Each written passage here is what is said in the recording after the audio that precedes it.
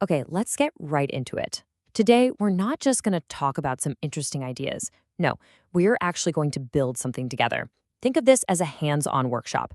And by the end, you're going to walk away with the very first draft of your own personal operating manual, a real practical guide for navigating this crazy modern world. And this quote, it just nails the central problem we're all dealing with, right? Our brains, our software, evolved for a totally different time, a time of small tribes, of scarcity, of simple dangers. But now, we're plugged into a world of infinite options, endless notifications, and algorithms designed to keep us hooked. That mismatch, that's where so much of our anxiety and stress comes from. So here's the big takeaway.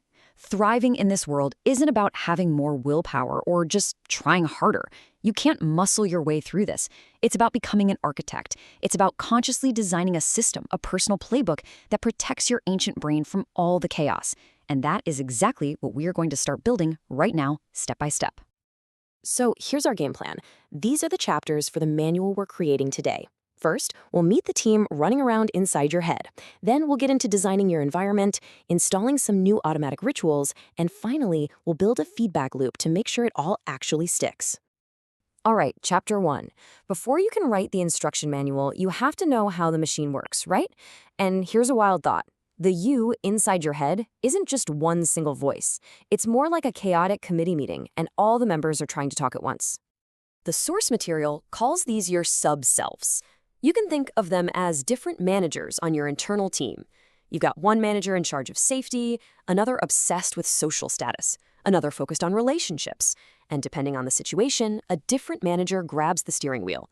The real trick is learning to recognize who's driving at any given moment.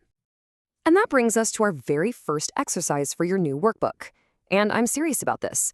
Go ahead and grab a notebook or open up a new document, because this is where the theory stops and your manual actually begins. The first step to managing your internal team is just figuring out who's in the room. Okay, let's make this real. This little chart here is like a diagnostic tool for your brain. Let's look at some of the key players. You've got the night watchman. That's your threat detector. In today's world, it often misfires as just constant low-grade anxiety. Then there's the go-getter, your status-seeking part. Today, that often looks like endlessly comparing yourself to people on social media. The team player just wants you to belong, which can lead to a serious case of FOMO or fear of missing out. And the swinging single, your mating drive, well, that just gets totally burned out by dating app fatigue. So just take a second, pause if you need to. Which of these feel most active for you? Rate them, low, medium, or high. This is your starting point. Excellent. Now that you've got a sense of your internal team, we're moving on to what might be the single most important chapter in your entire manual, becoming the architect of your environment. This is how you take back control. This right here, this is the golden rule.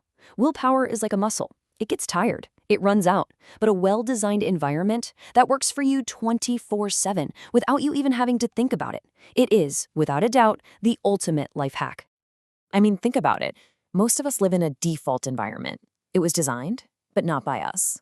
It was designed by tech companies, food engineers, and advertisers to capture our attention and our wallets. A designed environment is one that you consciously shape to support your goals, not theirs. Let's look at a concrete example. Here's a brilliant concept to write down in your workbook: strategic friction. It's so simple. The goal is to make good behaviors ridiculously easy and bad behaviors a total pain. Look at this food example. Healthy food is right there, easy to grab. That's low friction. The junk food, it's way up on a high shelf, in a sealed box, maybe even out in the garage. That's high friction.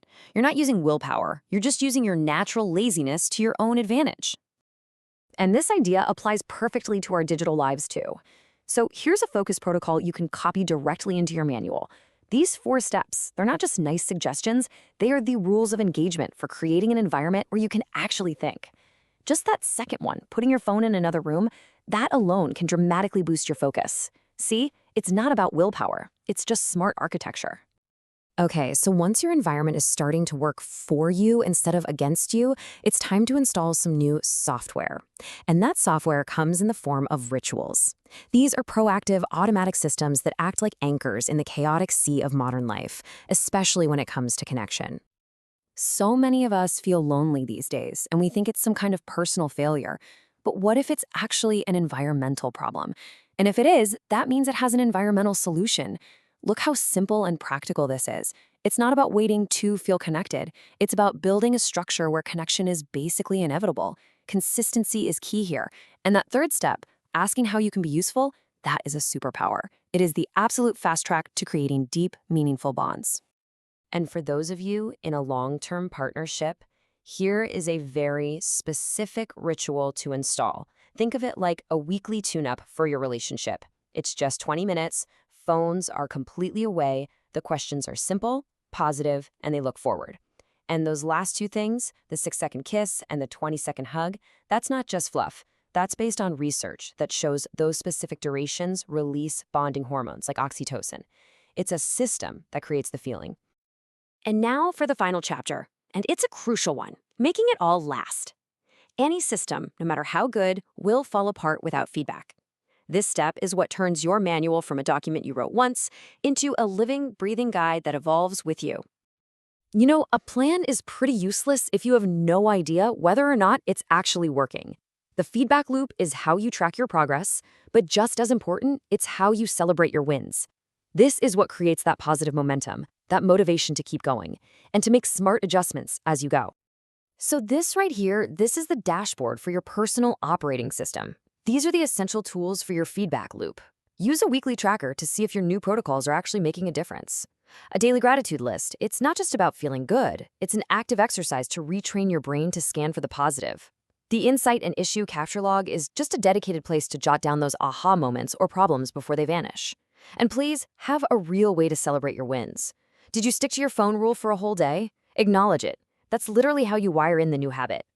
And finally, that reflection time is non-negotiable. It's when you look at your dashboard and decide what to tweak for the week ahead. And really, this is what it's all about. The goal of your operating manual isn't to become some perfect, hyper-optimized robot. It's about using these simple systems and structures to build a life that your ancient human brain actually understands. A life that feels safe, a life that feels connected, and a life that feels meaningful. So there you have it. Your operating manual has its first few pages. The framework is there, ready for you to build on. So the only question left is, what's the very first entry you're going to make? Will you do that internal team assessment? Will you just move your phone charger out of the bedroom tonight? Pick one small, tiny thing and make that the very first entry in your new manual today.